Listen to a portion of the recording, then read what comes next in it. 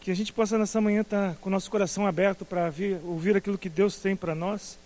E enquanto a gente cantava essa última música, veio a seguinte pergunta no meu coração: será que eu e você entendemos de fato, quando olhamos para a cruz, que Jesus, que Deus nos ama de verdade, com uma intensidade incrível?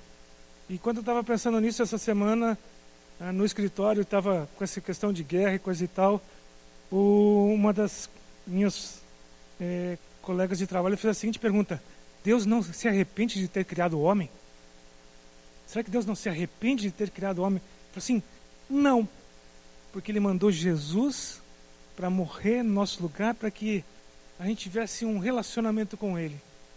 E que a gente possa estar entendendo essa questão quando a gente canta e quando a gente olha para as nossas vidas, para as nossas dificuldades, que Deus nos ama de um jeito muito especial, mesmo quando a gente está passando pelas nossas dificuldades, pelas nossas lutas. Eu gostaria, antes de compartilhar o texto que Deus colocou no meu coração, eu gostaria de orar mais uma vez. Senhor, eu quero te agradecer nessa manhã pelo teu cuidado, pela tua proteção, pela tua misericórdia que se renova a cada manhã sobre nossas vidas, pelo teu grande amor por cada um de nós. Eu quero te agradecer, Pai. Te agradecer por esse cuidado, Pai. E pedir que o Senhor esteja nessa manhã nos falando ao meu coração e ao coração de cada um aqui. Que teu Espírito tenha liberdade para se mover entre nós, ministrar aos nossos corações aquilo que precisamos de fato ouvir e entender, e fazer disso uma prática de vida, Pai. Eu te peço isso em nome de Jesus. Amém.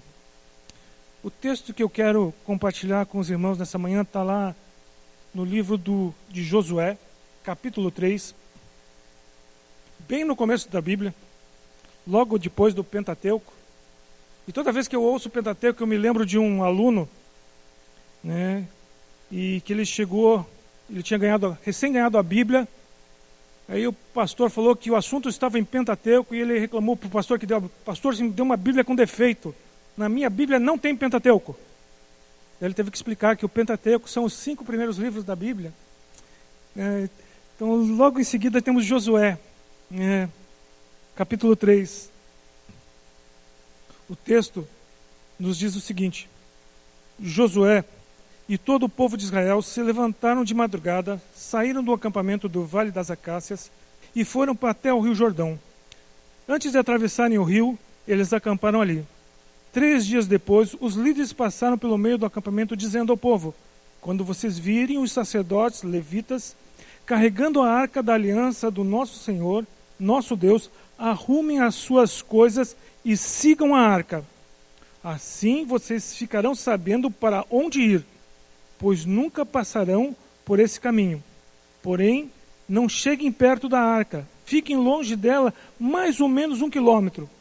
Josué disse ao povo: purifiquem-se, porque amanhã o Senhor fará grandes coisas entre vocês. Depois disse aos sacerdotes: peguem a arca da aliança e vão à frente do povo. E eles fizeram o que Josué mandou. Aí o Senhor disse a Josué: por causa daquilo que vou fazer hoje, todo o povo de Israel vai saber que você é um grande homem. Eles saberão que, assim como estive com Moisés, também estarei com você. Dê aos sacerdotes que estão carregando a arca a seguinte ordem: quando chegarem ao rio, parem dentro da água, perto da margem. Então Josué disse ao povo: venham cá e prestem atenção naquilo que o Senhor nosso Deus vai dizer. Pelo que vai acontecer, vocês ficarão sabendo que o Deus vivo está entre vocês e que sem falta expulsará os cananeus, os heteus, os heveus, os perizeus, os girgazeus, os amorreus e os jebuseus. A arca da aliança do Senhor de toda a terra vai atravessar o rio Jordão na frente de vocês. Agora, escolham 12 homens, um de cada tribo de Israel. Quando os sacerdotes que estão carregando a arca da aliança do Senhor, o Senhor de toda a terra, puser os pés dentro da água, o Jordão vai parar de correr, e as águas da parte de cima ficarão amontoadas num lugar. E era tempo da colheita, e as águas do rio haviam coberto as margens. Foi nessa ocasião que o povo saiu do acampamento para atravessar o Jordão. Os sacerdotes iam na frente, levando a arca da aliança. Quando chegaram ao Jordão e puseram os pés dentro da água, ela parou de correr e ficou amontoada na parte de cima do rio até Adã, a cidade que fica ao lado de Sartã. Na parte de baixo, o rio secou completamente até o mar Morto. Então o povo passou para o outro lado, perto de Jericó. Enquanto os israelitas atravessavam, pisando em terra seca, os sacerdotes que levavam a arca ficaram parados no seco, no meio do rio Jordão, e ficaram ali até que todo o povo acabou de passar. Esse texto, ele nos convida, ele nos inspira a dar passos de fé. Ele nos inspira a desenvolver um relacionamento profundo com Deus. E Deus tem umas coisas assim que de vez em quando a gente fica impressionado. Quando ele está falando com Josué, ele faz questão de dizer que todo o povo ia saber que Deus estava com ele. Às vezes acontecem algumas coisas nas nossas vidas para que as pessoas saibam que Deus está conosco. Não para nos tornarmos especiais, superiores, mas para mostrar que o nosso relacionamento com Ele vale a pena e que vale a pena as pessoas terem um relacionamento profundo com Ele. E nessa manhã eu quero pensar que eu e você precisamos experimentar as maravilhas que Deus tem reservado para cada um de nós. Deus tem maravilhas. E aí eu começo a olhar para o texto, e depois de 40 anos de peregrinação pelo deserto, o povo de Israel está prestes a entrar na terra prometida. Está nas margens do rio. Faltava pouco. Do outro lado do rio estava a promessa. E por ordem de Josué, o povo marchou, acampou próximo do Jordão, restando tão somente a travessia. Faltava pouco. Faltava só um passo a mais, só uma caminhada. E em hebraico, Jordão significa declive, descedor. E por causa do seu vertiginoso curso, a cabeceira do Rio Jordão fica ao pé do Hermon, está a 70 metros do nível do mar. E a sua foz é no Mar Morto, a 394 metros abaixo do nível do mar. E quando a gente pensa em rio, quando a gente pensa em época de cheia, a gente começa a descobrir que a água nunca é tranquila, né? As águas nunca são tranquilas. Quando eu era mais jovem, com o meu porte atlético, jogando futebol a manhã inteira na chácara do meu primo, aí a gente decidiu que a gente ia entrar no rio. E naquela semana que a gente estava ali, tinha chovido tão forte naquela região que o rio tinha subido, um rio tranquilo, fácil de atravessar, estava cheio. E aquela coisa de porte atlético, né, fazendo natação, eu atravesso, é curtinho. E eu tinha jogado a manhã inteira futebol. E eu nunca tinha tido cãibra na vida, até aquele dia. E aí deu uma cãibra, eu estava na metade do rio. E deu a cãibra, eu não conseguia mais movimentar as pernas. Aí eu desci uma vez, desci duas vezes, e todo mundo achou que eu estava brincando. Eu estava fingindo que estava me afogando. E eu olhei e falei assim, nossa, é hoje que eu vou conhecer o Senhor. Aí naquele momento deu apenas um start, assim, não fique nervoso. Não fique nervoso. E aí, quando eu voltei de novo, depois de umas 3 afundadas, eu vi um galho, né? E me agarrei no galho. E terminei de atravessar. E eu fico imaginando como esse povo estava diante de uma promessa de terra prometida, na pior época do ano para atravessar o rio. Ele estava cheio. E estar cheio era algo que deve ter provocado alguns sentimentos naquele povo. E a gente precisa entender que, diante dos olhos humanos, era impossível fazer aquela travessia. Era a pior época, a água tinha atingido as margens, havia tanta gente para atravessar.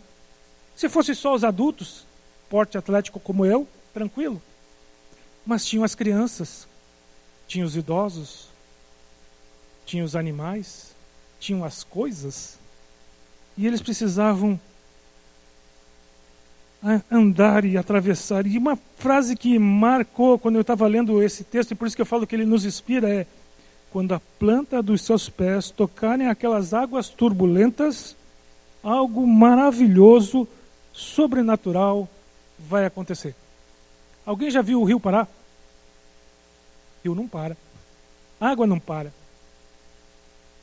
Ontem eu estava vendo o noticiário de São Paulo e deu uma certa angústia porque a rua estava cheia, um menino estava na janela e tinha uma casa que a água estava saindo de dentro da casa, ou seja, a água tinha entrado na casa e tinha um volume tão grande que estava saindo pela janela da casa. Então a água não para, a água não dá tranquilidade. E quando eu olho para isso, era nesse contexto, é nesse contexto que eles estão ali. Talvez você agora também esteja com medo de morrer afogado pelas águas turbulentas que estão envolvendo sua vida, pelas águas turbulentas que possam estar envolvendo a minha vida. Sabe, quando a gente olha águas turbulentas, a gente tem medo. E às vezes a gente acha, talvez, hoje eu vou me encontrar com o Senhor. Mas se eu e você aceitarmos esse convite, o convite que Jesus nos faz, Ele vai nos ensinar, Ele vai nos preparar e Ele vai nos levar a fazermos essa travessia de uma forma maravilhosa. Às vezes eu olho para algumas experiências difíceis da minha vida e quando eu começo a analisar, eu percebo que eu não sei como eu atravessei aquele período. Por minhas forças não seriam possíveis chegar ao final do outro lado. Mas quando eu começo a perceber que Deus estava ali e me levou até o outro lado, eu continuo crendo que hoje Deus também continua me dando condições de atravessar e chegar do outro lado. Sabe, você precisa estar olhando para a história da sua vida com Jesus e lembrando de todas as vezes que Deus operou de forma maravilhosa na sua vida e te levou a um lugar seguro. Porque todos os dias nós somos colocados em momentos de sermos provados, de sermos desafiados. Isso nos faz amadurecer. Isso faz a gente desenvolver uma convicção e uma intimidade com Deus e saber que Ele é e continua sendo. Às vezes eu me deparo com um tempo em que as pessoas acham que ser cristão é apenas um ato religioso de ir à igreja todo domingo. Que oração é apenas um ato litúrgico. Que eu faço apenas para satisfazer o que todo mundo quer ouvir. Mas eu ainda continuo crendo que na oração existe poder. Não meu, mas o poder de Deus que ouve, que age, transforma, que muda. Às vezes Ele não transforma a situação continua lá. Mas Ele me dá forças e capacidade para enfrentar o desafio. Sabe, hoje é um ótimo dia para que eu e você estejamos aprofundando o nosso relacionamento com Deus, de forma que a gente esteja renovando o nosso relacionamento. E se você não tem, é uma ótima manhã para iniciar um relacionamento com Deus. Sabe, precisamos desenvolver um relacionamento com Deus, não apenas de domingo de manhã, mas de todos os dias, em todas as situações. Às vezes a gente acha que Deus só está interessado com a minha vida espiritual, mas Deus está interessado com todas as áreas da sua vida. Quando eu olho para uma nação, para um povo, Deus não estava só preocupado com que eles estariam adorando o seu nome, mas para que eles tivessem um relacionamento, um compromisso, uma vida com Ele, capaz de observar Deus operando em cada detalhe. E quando a gente começa a olhar para a história de Israel, a gente vai descobrir quantas maravilhas Deus fez até que eles chegassem naquele ponto. E eles só ficaram 40 anos peregrinando no deserto porque duvidaram do poder de Deus. não creram que ele podia fazer. Chegaram e disseram, a terra é boa, maravilhosa. Mas a gente precisa se preocupar com a maioria. Nem sempre a maioria está com a razão. Nem sempre a maioria é coisa boa. Apenas Josué e Caleb disseram assim, vamos entrar. Por mais desafios que tenham naquela terra, Deus está conosco. E nessa manhã eu quero dizer, por maior o desafio que você esteja vivendo, enfrentando, por maior que seja o desafio que você esteja passando, não duvide do poder de Deus e da oração e do agir de Deus. Hoje é um dia. Entregue a Jesus as suas necessidades, a sua ansiedade, o seu problema, para que Ele, que é o sumo sacerdote, a própria aliança, Ele vá à frente e Ele possa estar tocando os problemas de uma maneira que você não teria condições de fazer. E que você possa ver que as muitas águas turbulentas que estão perto de você possam parar. E você atravessar a pés enxutos o rio. Todos nós temos um Jordão que precisa ser atravessado. Eu não sei qual é o seu Jordão. Quando eu olho para a palavra, eu vejo que Abraão tinha um Jordão chamado Isaque. Ele estava vivendo o melhor tempo da sua vida, a maior realização da sua vida, o filho da promessa, e aí Deus pede assim, entrega a ele. Já pensou? Você tem um sonho, o sonho aconteceu, está ali, e aí Deus fala assim, agora me entrega. Entrega teu sonho. E Deus pede, mas quando a gente olha para a palavra, a gente descobre que Abraão não abriu mão da confiança que ele tinha no Deus em que ele cria. E que Deus tinha algo que seria maior e que ele estaria providenciando a solução e continuando com a promessa que ele havia feito para ele. A gente vai ver que Davi atravessou um jardim chamado Saul. Eu fico imaginando a sensação de Davi. Ele é ungido como rei pelo profeta, é o cara que vai assumir a nação e passa uma vida fugindo das mãos de Saul. Quando a gente começa a olhar, a gente descobre que ele foge, mas ele tinha tanta convicção de que Deus estava no controle da promessa que ele falou assim, eu não vou tocar em Saul. Se tem que ter uma solução, quem vai dar a solução é Deus, no seu tempo. E para mim, e para você, qual é o Jordão? Qual é o nosso Jordão? E eu preciso crer, e a gente precisa entender que Jesus tem poder sobre as águas. Não importa o bramido do mar, não importa o problema, para Deus nada é impossível. Tem uma canção que fala que se Deus não abrir o mar, Ele me faz atravessar por cima dele, andando sobre ele.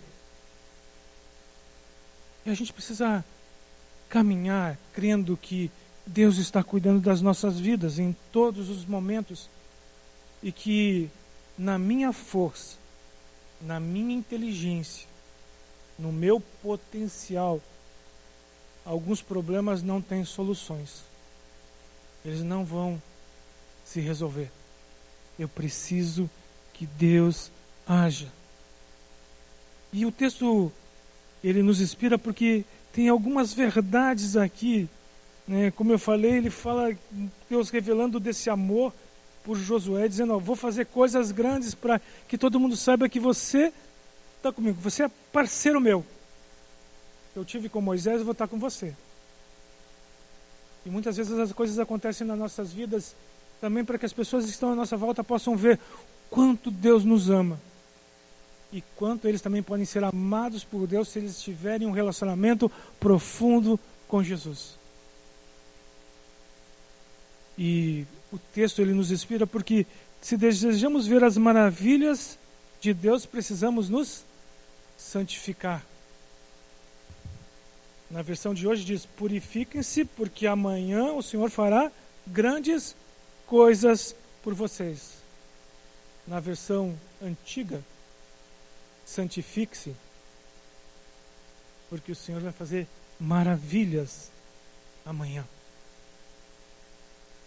E existe um relacionamento inseparável entre a consagração de hoje, o nosso relacionamento com Deus, com as maravilhas que vão acontecer amanhã. O Senhor estava pronto a realizar maravilhas, mas era necessário, era importante, era fundamental que aquele povo, que eu e você entendamos que a consagração é necessária. A gente não pode ter uma vida meia boca com Deus. Não dá para ter uma vida de qualquer jeito com Deus. A gente precisa viver de fato e de verdade aquilo que os nossos lábios falam a respeito de Deus. Não apenas teoria, mas prática, realidade. As pessoas não conseguem ver Deus hoje porque muitas vezes nós vivemos muito mais teoria do que prática, do que verdade. Nós somos cristãos teóricos, muitas vezes, e ateus práticos. Dizemos que cremos que Deus pode, que Deus vai fazer, mas na prática vivemos como se Deus não existisse em nossas vidas. E a gente precisa urgentemente desse relacionamento com Deus, para que a gente possa estar nos consagrando de forma total aos planos e propósitos de Deus. Deus tem planos para a minha vida. Deus tem planos para a sua vida. Não importa a sua idade, não importa a minha idade. Os planos e os propósitos que Deus tem para mim são reais. São importantes.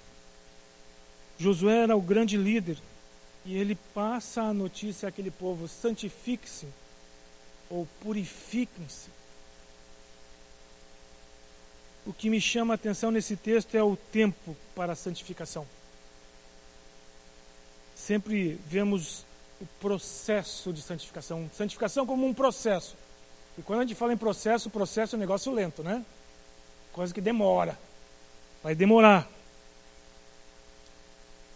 E essa ideia, quando a gente começa a caminhar com Deus, a gente descobre que não é um processo lento.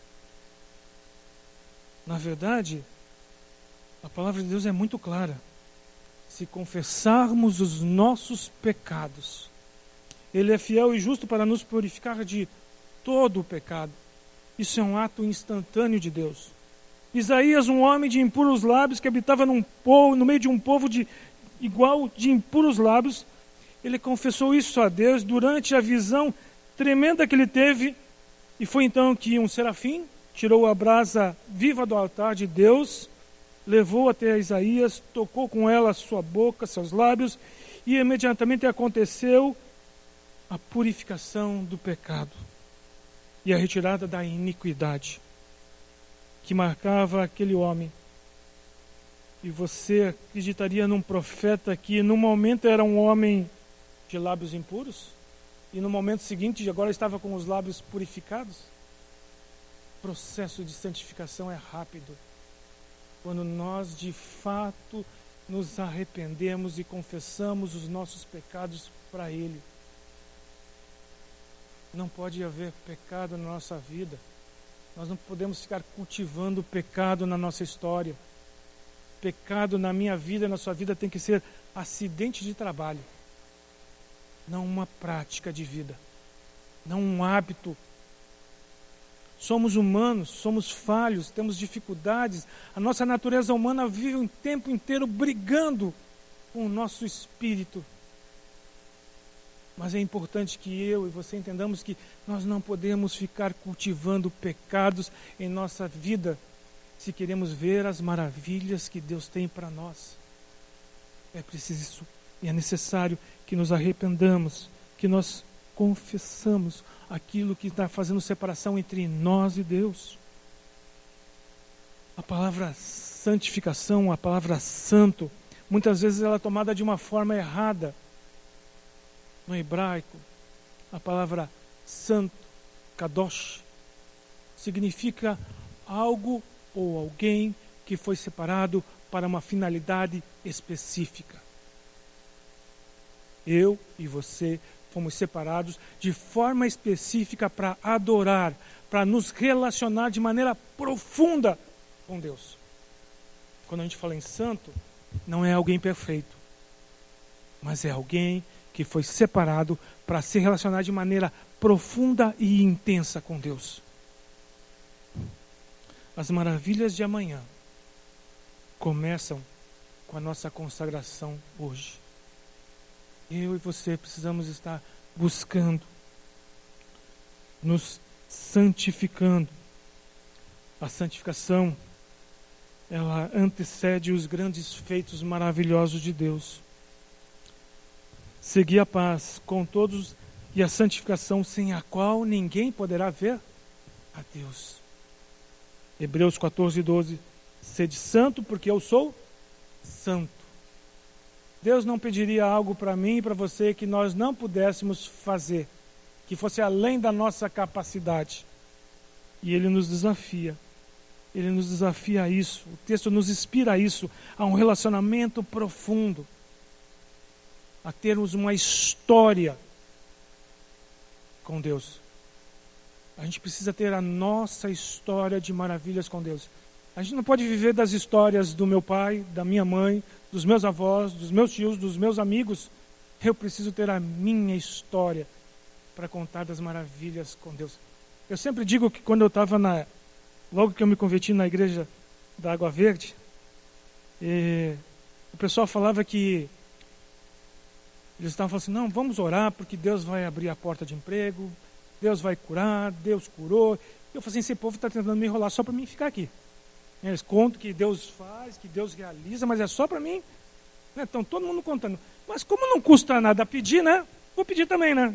Não custa nada, não vou gastar nada, é só fazer um pedido. Mas quando eu comecei a ver Deus respondendo as minhas orações, de maneira clara e específica, eu comecei a entender que as experiências que meus irmãos contavam na reunião de oração não era para me enrolar. Era apenas testemunho do grande poder que Deus tinha na vida deles e que aquele momento estava também fazendo diferença na minha vida. Então a gente precisa entender que Deus faz maravilhas. Não haverá milagre enquanto não molharmos as plantas dos nossos pés. Há necessidade de darmos um passo de fé. Porque há de acontecer assim, que as plantas dos pés dos sacerdotes, quando elas tocarem, Deus vai fazer com que as águas parem. Que aquelas águas turbulentas, violentas, parem. E hoje eu e você somos chamados de sacerdotes. Somos o povo sacerdotal. Então nós também podemos experimentar dessas maravilhas quando nós estamos ouvindo e caminhando com Deus. Porque não adianta a gente tentar atravessar o rio que Deus não mandou a gente atravessar. A gente precisa atravessar o rio que Deus está nos mandando atravessar. Porque muitas vezes nós fazemos as coisas e depois queremos que Deus conserte a bobagem que eu fiz. Tomei a decisão errada, quis atravessar o rio que não era para atravessar. Fui na direção que não era para ter ido. Mas é preciso que estejamos com o nosso coração completamente comprometidos com Ele para ouvir a direção. E quando ouvimos a direção, darmos os nossos passos e darmos os passos em direção àquilo que Ele tem para nós. Na realidade, é um passo de fé. É um passo de fé. Este passo de fé vai nos fazer ver o tamanho do que Deus vai fazer. Quem sabe na sua vida há um rio e o convite dessa manhã é: molhe os pés. Dê o primeiro passo e Deus abrirá o caminho. Sem fé é impossível agradar a Deus. Ele quer saber se realmente desejamos atravessar esse rio. Se desejamos atravessar o Jordão e ocupar aquilo que Ele tem prometido para mim e para você. Se de fato queremos experimentar as promessas que Ele tem falado para mim e para você, que estão registradas na Bíblia. Será que eu de fato quero experimentar? Será que eu quero pôr os pés na terra prometida?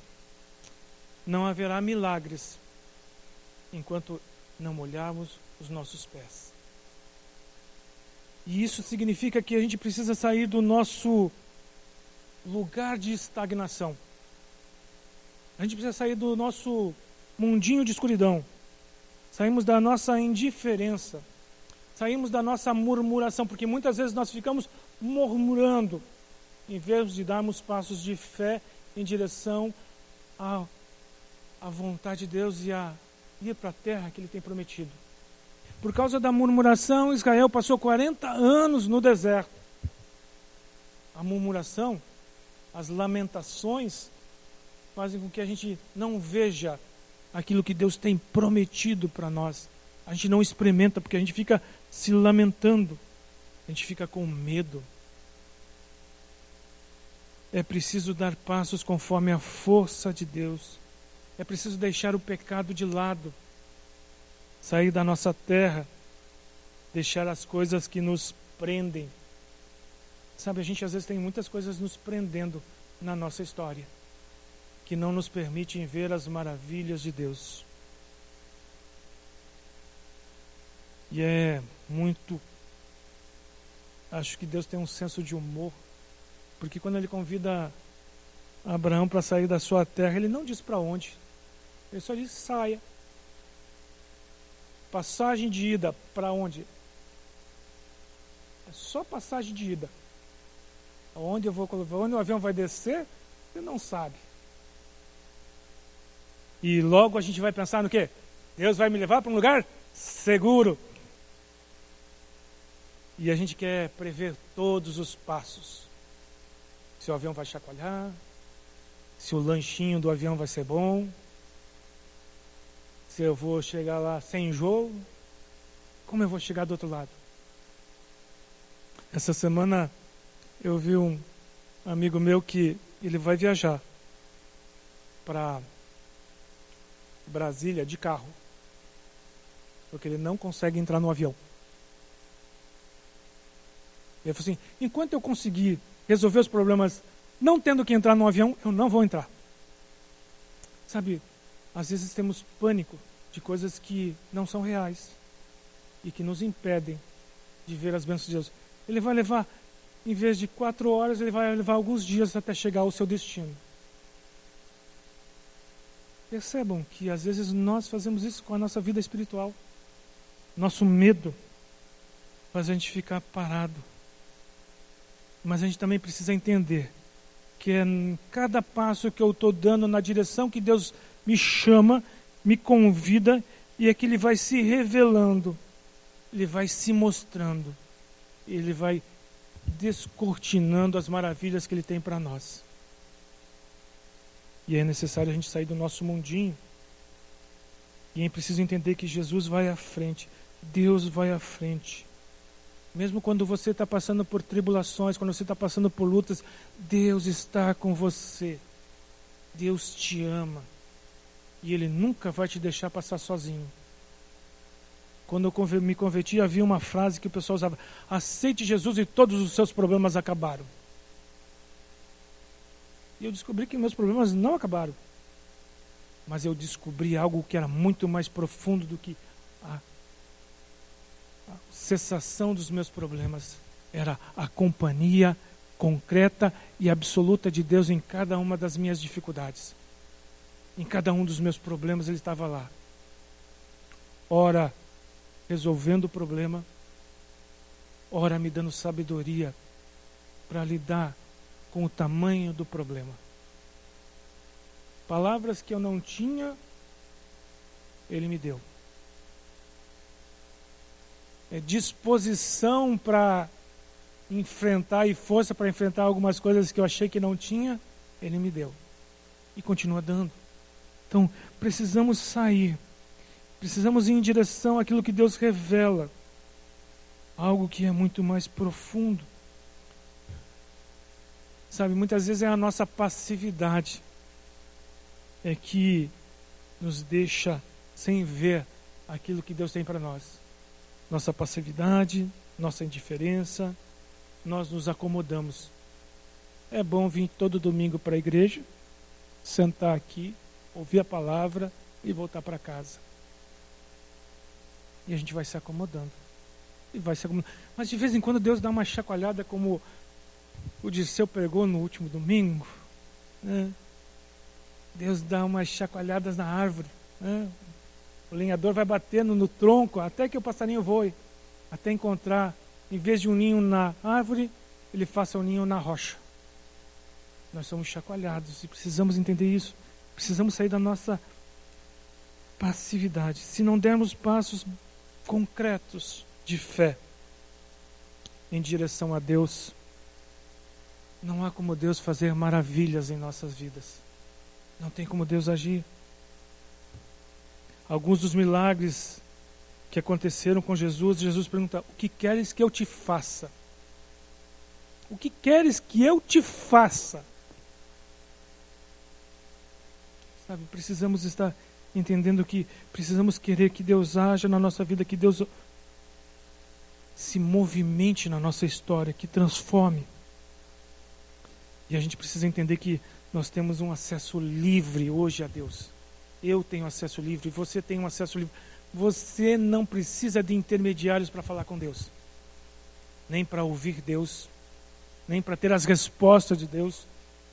Eu sempre brinco, você não precisa de profetadas. Você precisa de um relacionamento com Deus para ouvir o que Ele tem para você. Você não precisa de ninguém te dando recado.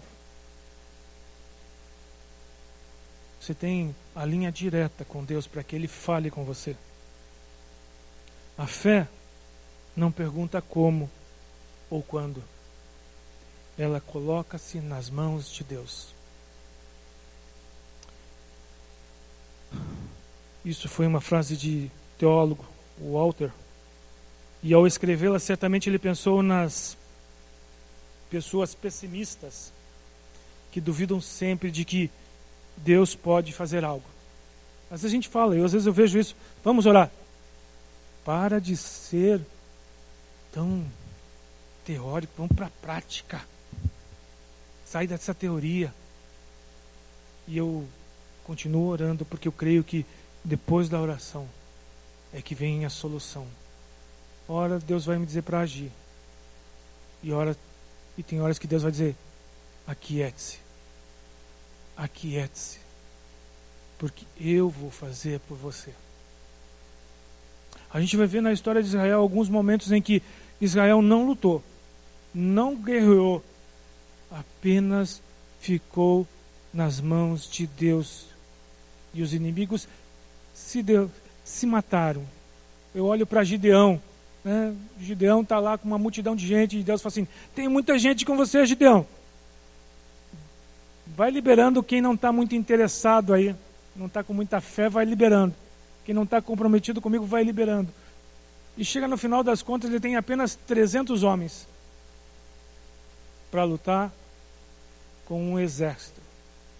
E no final das contas, eles nem lutam, eles só ficam olhando a confusão no acampamento do inimigo acontecer, porque foi lá que Deus agiu. Sabe, tem horas que eu e você temos que agir. E tem horas que nós precisamos apenas e tão somente confiar na ação de Deus. Ele vai fazer. Ele vai atuar. E a gente tem que parar ou não ser pessimista, porque a gente vive uns dias de pessimismo.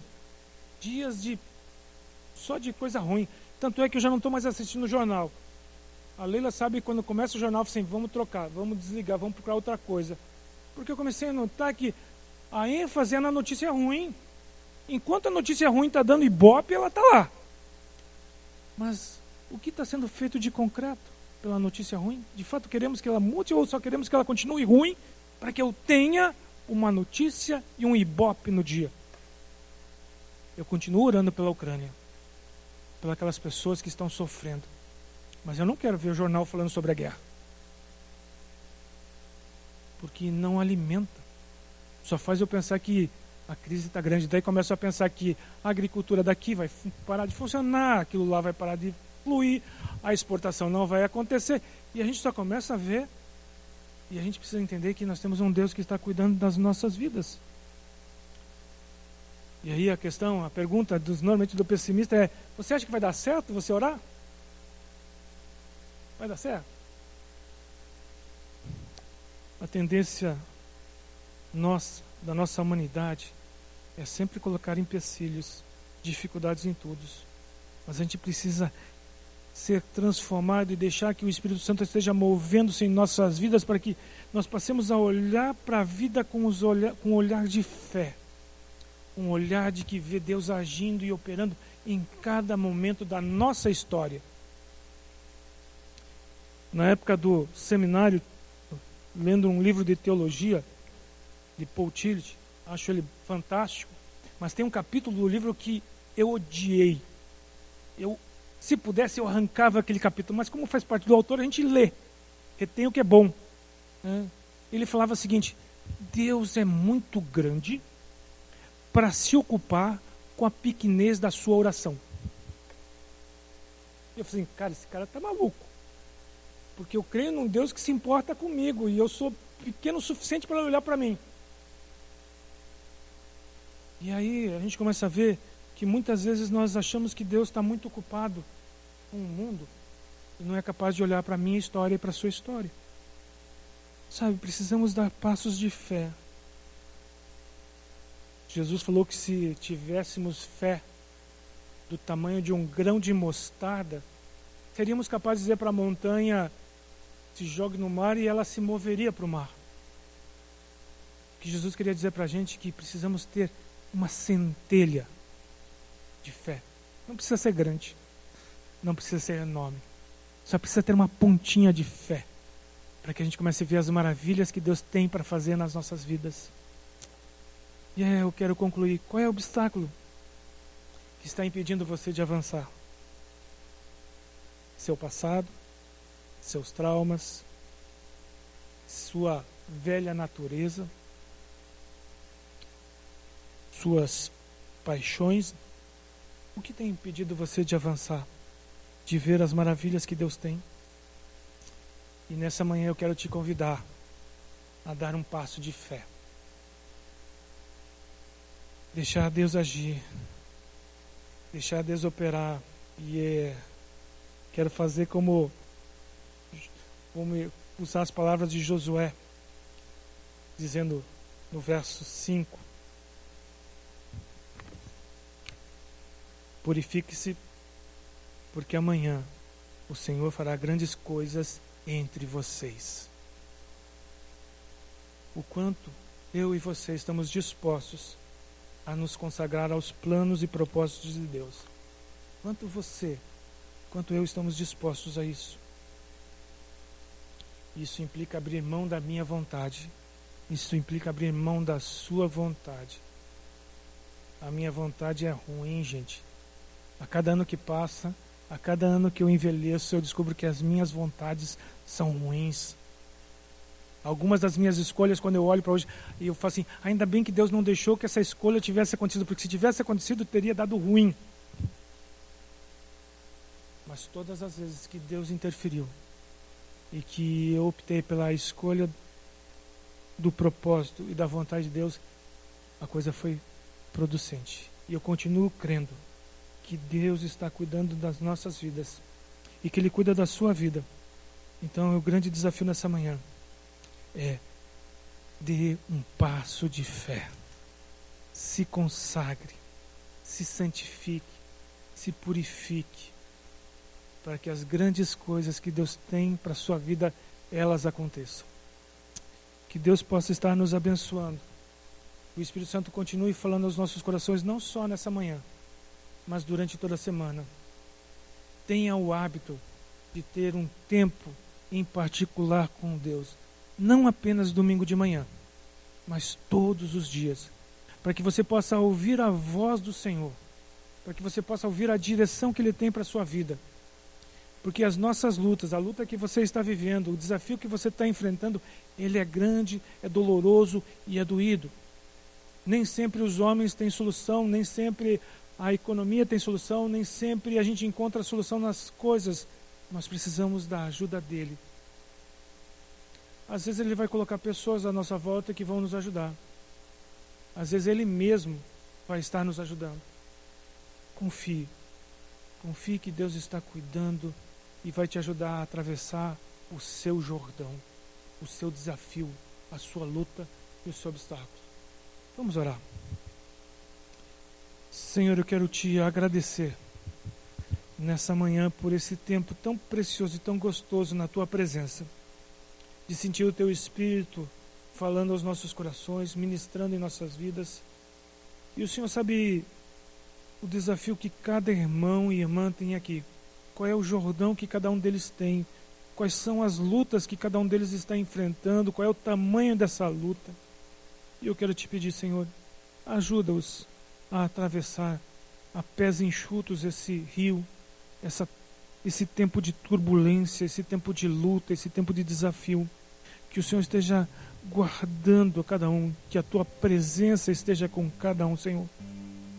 Nos fortalece e que o Senhor esteja nos ajudando, que a nossa fé ela se desenvolva, que possamos a cada dia termos mais convicção de que o Senhor é poderoso, o Senhor é grande e que caminhar contigo vale a pena. Que quando estamos em meio a lutas, problemas e desafios, a tua presença vai contigo, vai conosco, vai nos fortalecendo, vai nos ajudando, e o Senhor não nos deixa sozinho nesses tempos. Que o Senhor possa estar guardando a cada um e nos fortalecendo para que possamos ter um caminhar seguro e que possamos desfrutar da terra prometida, da terra que mana leite e mel, da vida abundante que a tua palavra tem para cada um de nós. Eu te agradeço nessa manhã por esse tempo de companhia contigo e que o Senhor continue conosco ao longo desse dia, ao longo dessa semana, em todos os dias da nossa vida, que nós nunca abramos mão dessa companhia, Pai. Eu te peço isso em nome de Jesus. Amém.